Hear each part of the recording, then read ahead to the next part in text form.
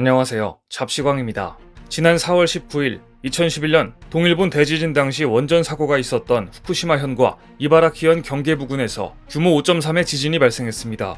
후쿠시마 원전을 관리하는 주체인 도쿄전력은 이번 지진으로 외부 전원과 녹아내린 핵연료 냉각 등에는 문제가 없다고 발표했습니다. 하지만 도쿄전력이 지진 발생 때마다 앵무새처럼 이야기하는 아무 이상 없다는 발표를 어디까지 믿어야 할지 의심스럽습니다. 도쿄전력의 허술한 원전 관리는 도마 위에 오른 일이 한두 번이 아니기 때문입니다. 지난 3월 16일 밤에도 후쿠시마현 소마에서는 규모 7.4의 강진이 발생했고, 당시에도 후쿠시마 원전 오염수 탱크가 원래 위치를 벗어나는 사고가 발생했습니다. 당시 도쿄전력은 탱크가 원래 위치를 벗어났었지만 탱크 안 수위에는 변화가 없으며 오염도 누출도 없었다고 밝혔지만, 지진이 발생할 때마다 후쿠시마 원전에서 크고 작은 사건이 끊임없이 발생하기 때문에 이에 대한 불안감이 증폭되고 있습니다. 더구나 이때 발생한 7.4 규모의 강진에 깜짝 놀란 일본은 6기에 달하는 화력발전소 가동을 중단했습니다. 그러자 전국적으로 전력 수급에 차질이 빚어졌고, 급기야 일본은 도쿄 등 수도권 일부 지역에서 정전이 발생할 우려가 있다며 기업과 가정에 절전을 당부하는 일까지 벌어졌습니다. 이례적으로 가정에서 난방을 낮추고 TV나 가전제품에 전원을 끄도록 유도했고, 하네다 공항의 일부 조명과 요코하마의 명물 관람차의 야간 조명도 꺼야 했습니다. 하지만 지금까지 펑펑 쓰던 습관이 갑자기 변할 리는 없었습니다. 결국 도쿄 인근 3개현 약 2120가구가 정전을 겪었습니다. 후쿠시마 원전 사고 이후 일본은 태양광, LNG 발전소 등 신재생 에너지 비중을 늘렸습니다. 하지만 태양광 발전은 악천후에 취약한 모습을 드러냈고, 결국 지진과 쓰나미 등 자연재해야말로 일본의 에너지 공급의 아킬레스건이라는 사실이 다시 확인됐습니다. 게다가 과거 고도성장기에 건설한 노후 화력발전소들이 잇따라 폐기되면서 가뜩이나 허약한 공급망에 구멍이 생기고 있습니다. 재가동 기약이 없는 원전, 노후화된 화력발전, 효용성이 의심되는 신재생에너지, 언제 다시 발생할지 모르는 지진 등으로 일본의 전력 위기는 현재 진행형입니다. 이처럼 전력난이 심해지자 기시다 총리는 본격적으로 원전 재가동을 선언했습니다.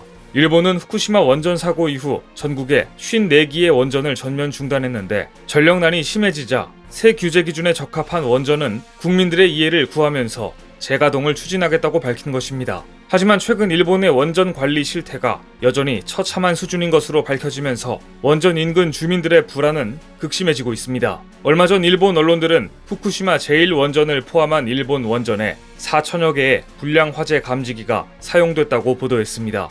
문제의 회사는 화재경보 시스템 제조업체 일본 패널이라는 회사로 약 9,000개가 넘는 제품에서 승인받은 것과 다른 부품을 사용했고, 검사 당시 담당자가 이 사실을 숨겼다고 밝혔습니다.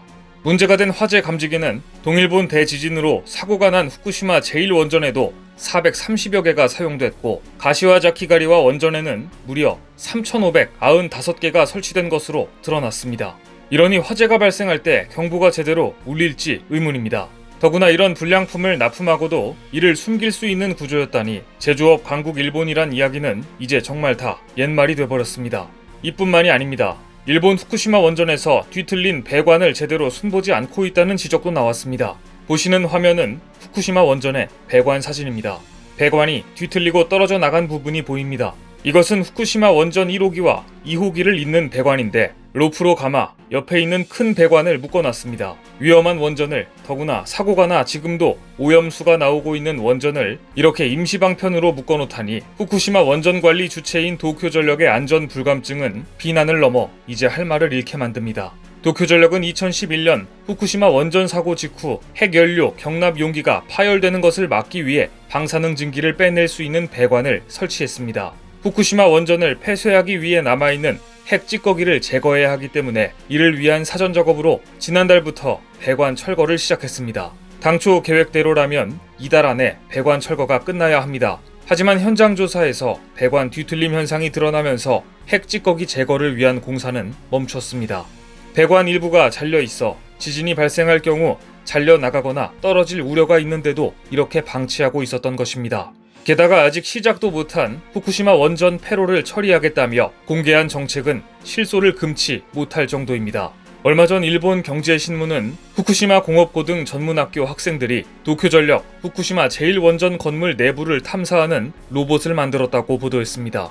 그러면서 폐로 관련 사업을 하고 있는 기업이 이들 학생의 로봇 기술을 긍정적으로 평가하고 현장에 투입하겠다는 목표를 세웠다고 덧붙였습니다. 그런데 이 로봇은 PC 2대와 게임기 전용 컨트롤러로 원격 조작을 할 수 있게 돼 있는데 배터리를 탑재해 약 30분만 구동이 가능합니다. 아무리 봐도 허술한데 이 정도의 로봇을 투입해 폐로 작업을 하겠다니 일본이 지금 후쿠시마 원전 폐로 작업에 대한 기술력도 없으며 안전하게 처리하겠다는 의지도 없다는 것만 드러나고 있습니다.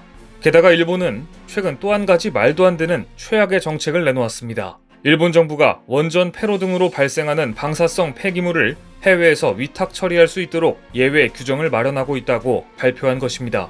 2011년 동일본 대지진 당시 발생한 후쿠시마 제1원전 사고를 계기로 일본은 후쿠시마 제1원전과 제2원전을 포함해 원전 11곳의 원자로 24기를 폐로하기로 했습니다.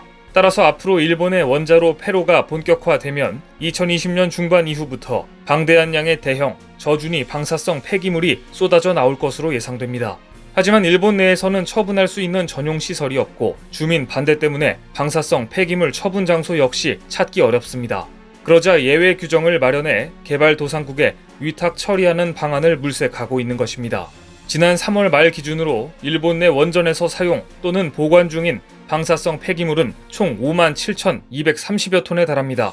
그런데 방사성 폐기물 안전 등에 관한 국제 조약은 원칙적으로 방사성 폐기물이 발생한 국가에서 직접 처분토록 하고 있고 상대국의 동의 하에만 제한적으로 국경을 넘는 위탁 처리를 인정하고 있습니다.